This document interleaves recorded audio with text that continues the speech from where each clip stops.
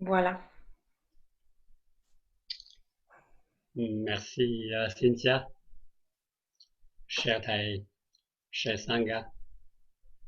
Tout d'abord, un grand merci à Cynthia pour les mots très gentils à mon égard et je suis très reconnaissant de votre présence ce soir.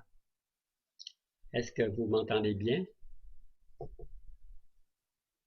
Oui, C'est beau. Alors, sur l'invitation de Cynthia, comme c'était dit, je vais faire un aperçu sur l'ordre de l'interêtre et je vous donnerai aussi un survol euh, des activités des sanghas de pratique au Québec. Ici, sur la première diapositive, vous avez l'image de notre cher Brian. Brian était un des premiers membres de l'ordre interêtre au Québec. Et ceci se déroulait en 1987 au camp Les Sommets, où nous avons loué une place pour effectuer une retraite dirigée par Thaï. Et personne d'entre nous savait comment inviter la cloche, ni comment préparer une salle de méditation. Et grâce à Thaï et à Sochen Kong, qui n'était pas sœur à cette époque, nous montrer comment inviter la cloche et organiser une retraite avec beaucoup de maladresse. Alors voilà, je vous présente maintenant la prochaine diapositive. Alors tout a commencé en 1966 à Saigon. Thaï a transmis les 14 entraînements aux 6 premiers membres tibétains de l'ordre, n'est-ce pas, interrète qu'on appelle aujourd'hui. Je vais expliquer plus tard la signification des mots tip. Alors, ce sont des membres de l'école de la jeunesse pour le service social que Thaï a fondé en 1965, où se trouvent beaucoup de jeunes volontaires qui veulent recevoir un entraînement avant d'aller dans différents endroits, dans les villages lointains, loin des grandes villes, pour aider les victimes de la guerre. Sochen Kong a écrit un livre, plutôt une autobiographie sur sa vie, avec le titre Learning True Love, dans lequel elle donne des détails sur la vie de ses camarades, ainsi que les travaux de service social des jeunes à cette époque. Plus tard, elle a écrit aussi une mémoire en vietnamien très épaisse en 4 tomes, donnant aussi plus de détails sur la vie de ses amis, les 6 premiers membres de l'ordre interêtre. Il y a des moments tragiques qui sont arrivés pendant ce temps, comme racontait ce Chen Kong. Certains membres de l'école de la jeunesse pour le service social ont été assassinés pendant qu'ils travaillaient dans les villages. Et même jusqu'aujourd'hui, on ne sait pas qui sont les auteurs derrière ces massacres, ces assassinats. Et un autre moment très tragique est arrivé en 1967, c'est-à-dire un an après avoir reçu la transmission des 14 entraînements. Notre troisième membre sur la photo, mademoiselle Phan Thị Mai, s'est enlevé la vie pour protester contre la guerre. En fait, elle s'est immolée. Elle a mis de l'essence sur elle-même et elle s'est mis feu. à son corps et âme, un sacrifice énorme. Sutton Kong plus tard a aussi abandonné sa carrière scientifique. Elle était maître assistante à l'université de Saigon. Elle a décidé de suivre Tai et elle était devenue une assistante efficace de Tai pendant toute sa vie, et plus tard elle a pris les grands vœux pour devenir moine, un monial bouddhiste, et on l'est connu maintenant comme Sutton Kong. Aujourd'hui, à l'âge de 82 ans, vous voyez comment il était encore en forme et travaillant très fort pour assister Tai et pour aider les familles et les étudiants pauvres au Vietnam dans son programme Comprendre et aimer.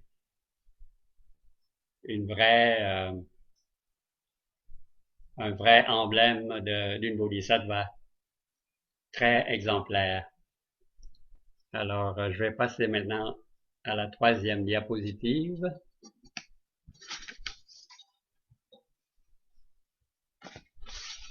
Alors ici, vous avez un résumé des 14 entraînements que j'espère ne vont pas vous causer de mal de tête. Alors, tous les membres de l'ordre inter-être s'engagent à étudier, à pratiquer et à observer ces 14 entraînements. Ce sont des merveilleux entraînements qui, pour quelqu'un comme moi ou n'importe qui veut vivre une vie en pleine conscience, ceci est un guide merveilleux. Alors, vous voyez aussi le 7e, qui était le noyau des 14 entraînements, qui nous incite à pratiquer la pleine conscience avec diligence pour maintenir notre stabilité et notre joie dans ce monde qui change constamment et qui est très turbulent. Et vous aurez l'occasion d'approfondir ces 14 entraînements quand on aura des séances de récitation des 14 entraînements à l'avenir. Mais si vous voulez connaître plus profondément, il y a des livres écrits par Tai. Et moi, je possède aussi un document en français que je pourrais envoyer à Cynthia. Il suffit que vous écriviez à Cynthia pour avoir une copie. Alors, prochaine diapositive. Alors, ceci constitue la fondation de l'ordre inter-être. Si vous voulez, c'est l'âme de l'ordre inter-être. La fondation est basée sur 4 principes qui sont tirés de l'enseignement bouddhiste, apparemment descendant du temps de Lin Chi, un maître zen bouddhiste chinois au XIVe siècle. Alors, le premier principe, c'est non-attachement aux opinions. On ne veut pas être attaché à un dogmatisme. On ne veut pas s'attacher ou s'agripper à nos habitudes et même à notre perception de vérité. Il faut avoir un esprit ouvert pour pouvoir recevoir des nouvelles expériences, des nouveaux enseignements qui nous enrichissent. L'expérimentation directe, on ne veut pas être guidé par une sorte de philosophie spéculative ou des pensées avec la base intellectuelle. On veut plutôt porter notre corps et âme pour expérimenter directement la vie pour tout ce qui se passe dans notre vie. Troisième, c'est la pertinence. La pertinence est décrite en vietnamien en 2 mots, Kheli, c'est-à-dire il faut que cet enseignement-là soit conforme aux principes bouddhistes, et aussi il faut que ce soit Kheke, c'est-à-dire que cet enseignement-là soit utile et soit approprié, c'est-à-dire qui reflète les besoins de la société et des gens. Et puis, les maîtres intelligents utilisent des moyens habiles pour transmettre l'enseignement. Il faut que ces moyens-là soient aptes à donner aux gens dans des circonstances spéciales ou des gens qui ont un certain niveau de compréhension. Il faut que ces moyens-là soient adaptés à leurs moyens pour pouvoir les guider dans la pratique. Donc, ces 4 beaux principes qui constituent la fondation de l'ordre inter-être. Prochaine diapo. Alors, voici la première signification de la robe brune. Lorsque nous portons la veste brune ou la robe brune d'un moine ou d'une moniale, nous devons manifester cet esprit qui est la vertu de l'humilité. Nous ne disons pas que nous avons plus de valeur que les autres, que nous sommes meilleurs que les autres ou que nous avons plus d'autorité ou de pouvoir. Nous avons une force plutôt spirituelle, une force spirituelle qui est silencieuse, qui ne fait pas de bruit. C'est aussi le silence, la discrétion de la couleur brune. Alors lorsque les pratiquants laïcs, comme moi et certains autres de mes amis, portent la veste brune, nous devons la porter avec un esprit d'humilité, un esprit du pouvoir, du silence. Alors la photo que vous voyez donne une image des premiers membres de l'ordre inter-être au Québec, après 2 retraites guidées par Thay 85 et 87. Alors nous arrivons à un tel nombre de personnes. C'est grâce à la personne à l'extrême droite, Anh Tuan, à côté de Brian, et de son épouse, Cô Quyên, derrière Thay, qui est juste à côté de Monique,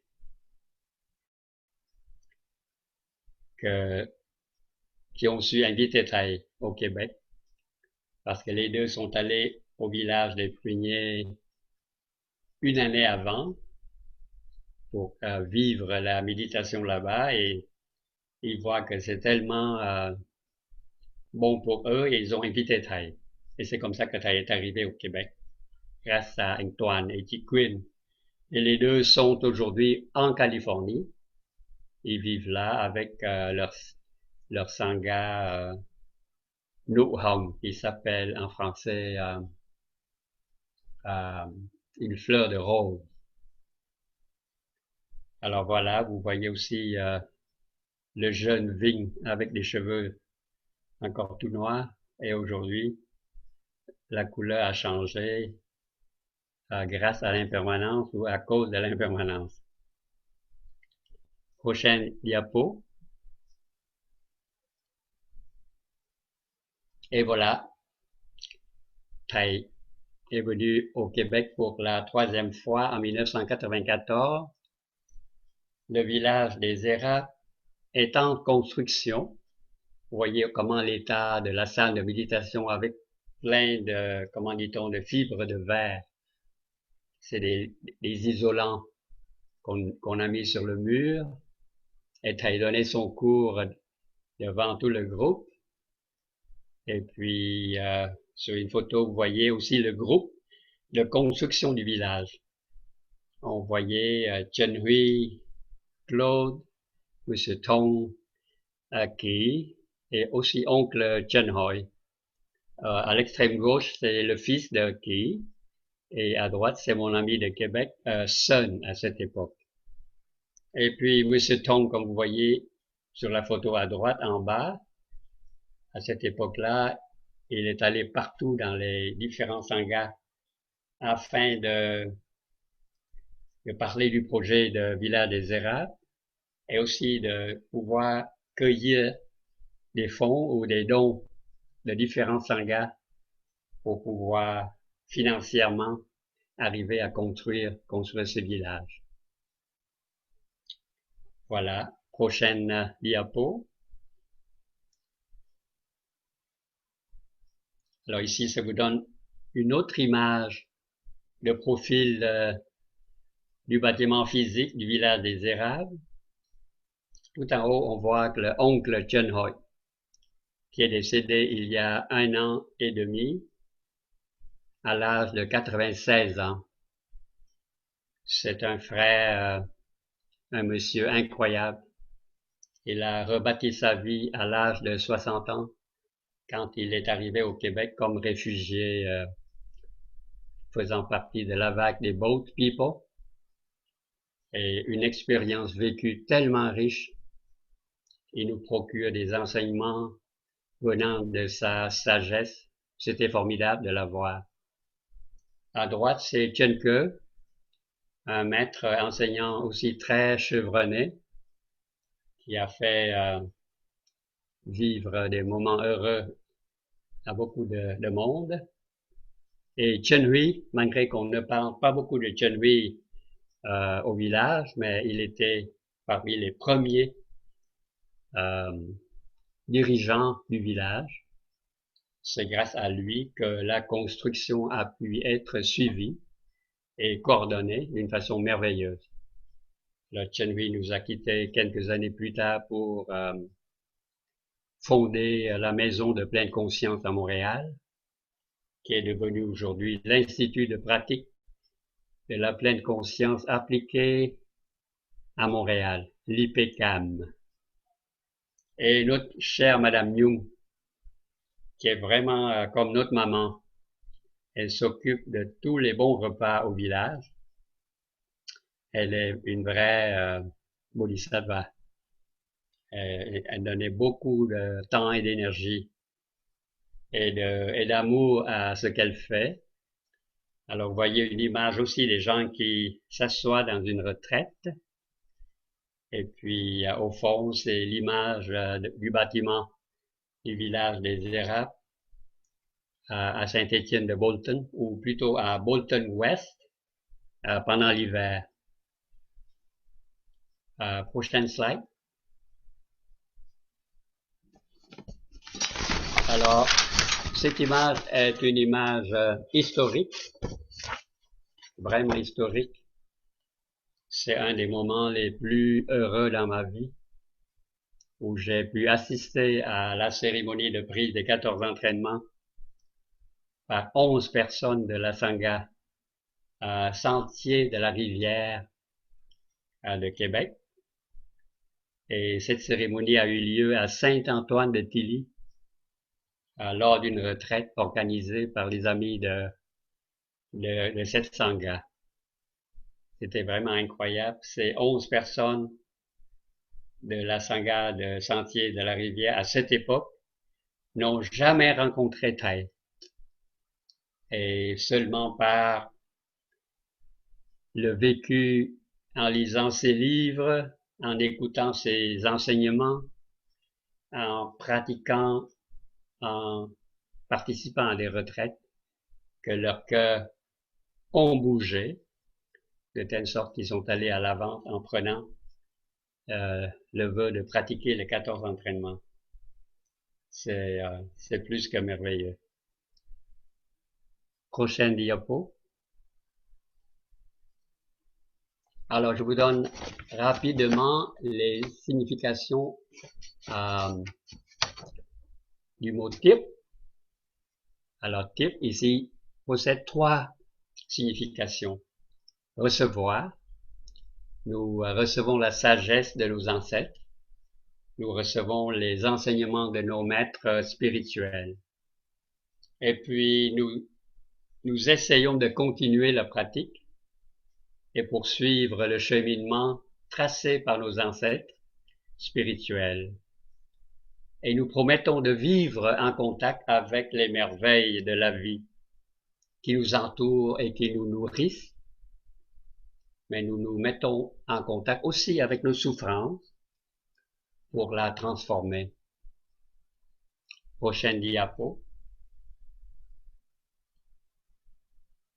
Les significations du mot hit. Hit, ça veut dire nous sommes avec notre respiration consciente, présents ici et maintenant. Et nous mettons en pratique pour réaliser notre stabilité et notre joie dans la vie. Et nous essayons aussi de rendre approprié l'appel et l'enseignement du Bouddha pour que ces enseignements soient adaptés à la circonstance et aux aptitudes des gens. Prochaine diapo. Et voici le message de Thay lors de sa causerie en 2010 en Allemagne. Avec notre veste brune qui représente notre humilité, qui représente le pouvoir de nos silences, nous devons construire une sangha. Vous voyez là une sorte de mission pour les membres qui portent la veste brune, où il n'y a pas de compétition pour l'autorité ou le pouvoir, où il n'y a que de la fraternité et de la sororité, où nous nous engageons à regarder mutuellement avec la bonté aimante. C'est quelque chose que les membres de l'ordre peuvent faire, et si nous vivons en harmonie entre nous, et si nous avons la fraternité et la sororité, nous pouvons le faire. Et le parfum de notre sangha s'étendra très loin et sera parfumé. C'est notre travail. Prochaine diapo. Alors voici un sommaire des sanghas au Québec. Peut-être c'est pas tout à fait complet, mais j'essaie de mon mieux. Je commence avec le village des Érables. Ensuite, vous avez la maison de pleine conscience à Montréal, qui est devenue Institut de pleine conscience appliquée de Montréal. En ce moment, bien que fondé par Chenui, mais c'est notre sœur Lily qui coordonne et qui surveille à ce que tout aille bien.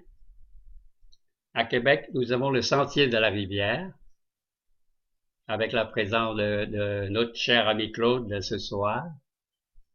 Et puis, il y a aussi Lynn, qui est une enseignante du Dharma, travaille de concert avec Claude et tous les autres membres de l'inter-être de la ville de Québec que je connais bien et qui me sont bien chers et qui font un travail très sérieux et très appliqué. Ensuite, vous avez le Centre de pleine conscience à Pointe-Claire avec deux enseignants, Chantal et Joseph, et puis Gatineau, anciennement connu comme Rivière de la Compassion, avec le travail ardent d'abord par Daniel, et maintenant pris en considération pour la continuation avec Cynthia et Philippe. Puis vous avez Chicoutimi, Longueuil, Rive-Sud, Sangha de l'Est avec Michel Catudal et Francine Richard. Vous avez Rimouski, vous avez la Sangha du Saint-Maurice. Vous avez Sutton avec Brigitte de Souza et Trish. Et vous avez la Sangha de Sherbrooke avec Monsieur Pierre Bellavance. C'est merveilleux. Prochaine slide. Alors, j'essaie rapidement de vous montrer quelques images des retraites. Celle-ci est une retraite en 2015 au village des Érables, où on peut voir pas mal de monde de partout.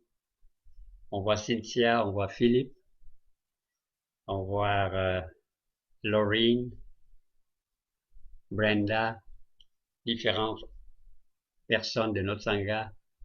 On voit Serge Rousseau à l'extrême gauche, qui est devenu enseignant et qui dirige la sangha des îles de la Madeleine. Enfin, à peu près. Prochaine slide. On voit ici en 2011 Lily qui reçoit la lampe de sagesse des mains de Thaï. Elle est devenue enseignante du Dharma. On voit 2013 aux îles de la Madeleine avec beaucoup de monde à cette époque. C'était des retraites merveilleuses. Ici 2017 au village des Érables. Je n'y étais pas. On voit Lynn, Claude, Chantal, Guy, et puis à l'extrême droite, Madame New, et puis il y a quelques à l'extrême gauche, et on voit André et Mihaela d'Ottawa. Et puis ensuite, il y a un autre groupe de 2017 aux îles de la Madeleine. Prochaine diapo.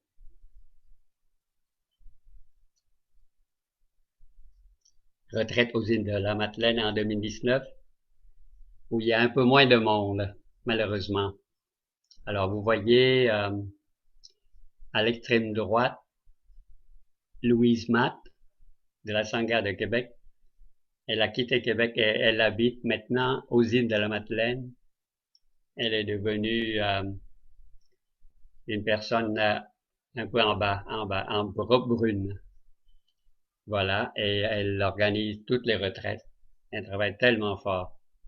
C'est grâce à elle et Serge que nous avons passé des moments merveilleux. Je vous le souhaite. Si jamais, prochainement, on a une retraite aux îles de la Madeleine, c'est qu'il faut aller. Et encore une dernière. Et je conclus en vous montrant une vue que nous voyons de la salle de méditation tôt le matin. Et je décris ce moment-là, bonheur total. C'est le lever du soleil aux îles de la Madeleine, à la grosse île, au bout de l'île où se déroulait la retraite. J'ai jamais oublié ce moment. On dirait c'est comme on vit dans un rêve. Et voilà, je termine en vous saluant tout bas.